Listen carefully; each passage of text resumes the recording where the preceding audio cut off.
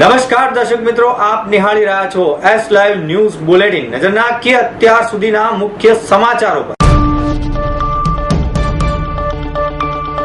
દેશ સહિત રાજ્યભરમાં દશેરા પર્વની ઉજવણી, ફાફડા જલેબી માટે લોકોએ લગાવી લાઈનો।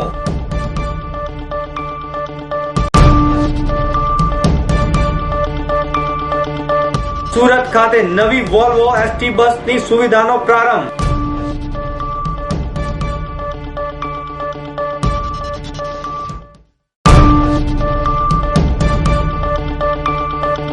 ડીસા અને દિયોદર તાલુકામાં મંત્રી કેસાજી ચૌહાણનો લોક સંપર્ક કાર્યક્રમ યોજાયો।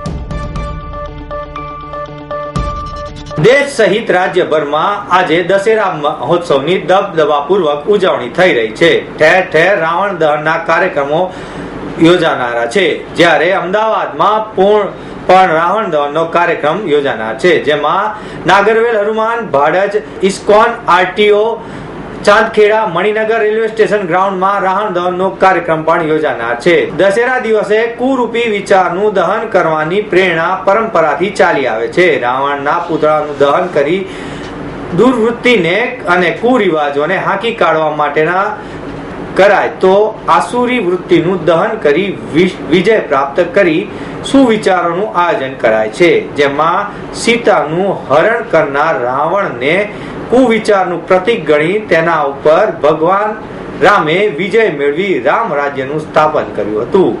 ગુજરાતમાં ભાવનગરમાં 3, આણંદમાં 4, નડિયાદમાં, જામનગર, મીઠાપુર અને રાજકોટમાં 3, મોડાસામાં 1 જગ્યાએ રાવણ દહનના કાર્યક્રમો છે।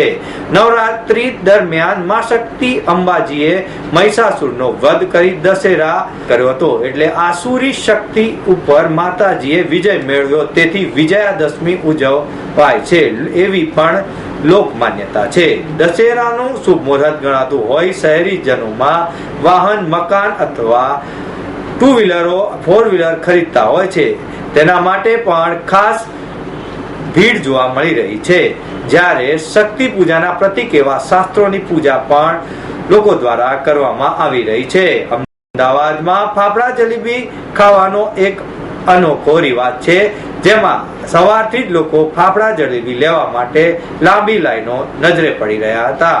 આમ દશેરાના દિવસે ઠેર ઠેર ફાફડા જલેબીના સ્ટોલ પણ જોવા મળી રહ્યા છે, જેમાં આ વર્ષે પ્રથમ નોરતાથી પડેલા વરસાદને પગલે ફાફડા જલેબીના સ્ટોલમાં સ્ટોક ઓછો રાખવામાં આવ્યો છે, તેવું પણ વેપારી જણાવી રહ્યા છે। ગુજરાત રાજ્ય વાહન વ્યવહાર નિગમ ના સુરત વિભાગ દ્વારા સુરત અમદાવાદ નહેરુનગર માટે એસટી ની અત્યંત આધુનિક હાઈ લક્ઝરી એર કન્ડિશન સુવિધા ધરાવતી વોલ્વો બસનો રાજ્યના વાહન વ્યવહાર મંત્રી વલ્લભભાઈ કાકડિયાએ લીલી ઝંડી આપી પ્રારંભ કરાવ્યો હતો। આ પ્રસંગે કાકડિયાએ જણાવ્યું કે રાજ્ય સરકારને છેવાડાના માનવીની નિયમિત અને આરામદાયક એસટીની સુવિધા પૂરી પાડવા સતત પ્રયત્નશીલ છે। લોકોને પ્રવાસમાં કઈ મુશ્કેલી ના પડે તે માટે 8 લાખ કિલોમીટર ફરેલી બસોને સ્ક્રેપ કરવામાં આવે છે। આ સેવાનો પ્રારંભ થતા હવે સુરત પ્રવાસીઓને દર કલાકે અમદાવાદ જવા માટે વોલ્વો સુવિધા મળી રહેશે।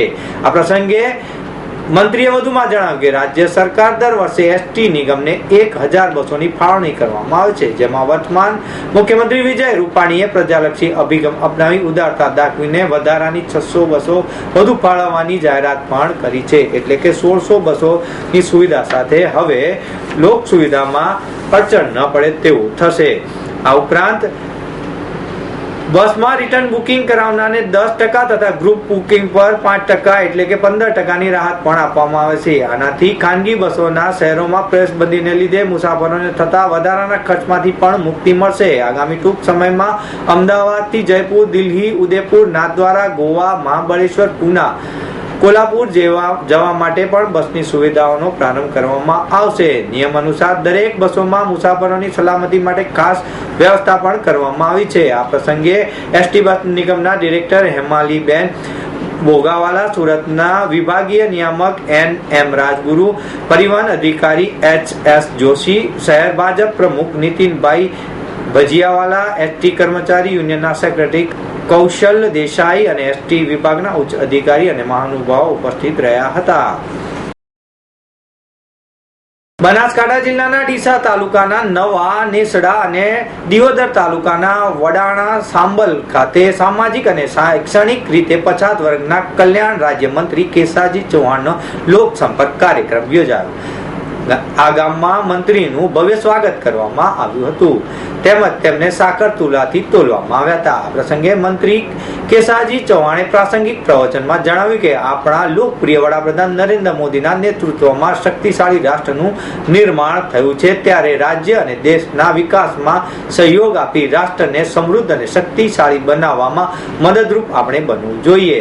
તેમણે નવરાત્રી પર્વની લોકોને શુભેચ્છાઓ પણ પાઠવી હતી અને જણાવ્યું હતું કે નવરાત્રી શક્તિની ઉપાસનાનું પર્વ છે. શક્તિની પૂજા અને ઉપાસના મનુષ્યના શક્તિમાં સંચાર કરે છે. તેમણે કહ્યું કે ખરા દિલમાં માતાજીની ઉપાસના કરનાર મનોકામના પૂર્ણ થાય છે. મંત્રી કેસાજી ચૌહાણે જણાવ્યું કે રાજ્ય સરકાર દ્વારા ઠેર ઠેર શિક્ષણની સુંદર સુવિધા ઉપલબ્ધ બનાવવામાં આવી છે. તેમણે લોકોને અપીલ પણ કરતા કહ્યું, વ્યસનો અને બદીઓથી દૂર રહી આપણે પરિશ્રમથી કમાયેલા પ્રત્યેક પૈસા આપણા બાળકોના શિક્ષણ પાછળ વાપરીએ તો આવનારી પેઢી વધુ શિક્ષિત અને સમૃદ્ધ બનશે. રાજ્યના મુખ્યમંત્રી વિજય રૂપાણીના નેતૃત્વમાં રાજ્ય સરકાર ખૂબ જ સંવેદનશીલ બની કામગીરી કરી રહી છે, જેનાથી પ્રજાને ખૂબ જ ફાયદો થઈ રહ્યો છે. ગરીબો વંચિતો માટે સરકાર ખૂબ જ ઉપયોગી પગલાં લઈ રહી છે. બનાસકાંઠા જિલ્લાના તમામ ક્ષેત્રમાં આગળ વધીને તે માટે રાજ્ય સરકાર સતત પ્રયત્નશીલ અને સહભાગી બની રહી છે તેમ પણ તેમણે જણાવ્યું. આ પ્રસંગે નેસડા અને વડાણા ખાતે માતાજીના દર્શન કર્યા હતા અને પૂજા અર્ચના કરી. આ પ્રસંગે જિલ્લા પંચાયત સદસ્ય તેમજ અગ્રણી સમાજના સેવકો અને સરપંચ તેમજ ગ્રામજનો મોટી સંખ્યામાં ઉપસ્થિત રહ્યા હતા. તો મિત્રો, આ હતા અત્યાર સુધીના મુખ્ય સમાચારની ખાસ ગતિવિધિ માટે આપ નિહાળતા રહો એસ લાઈવ ન્યૂઝ બુલેટિન. નમસ્કાર.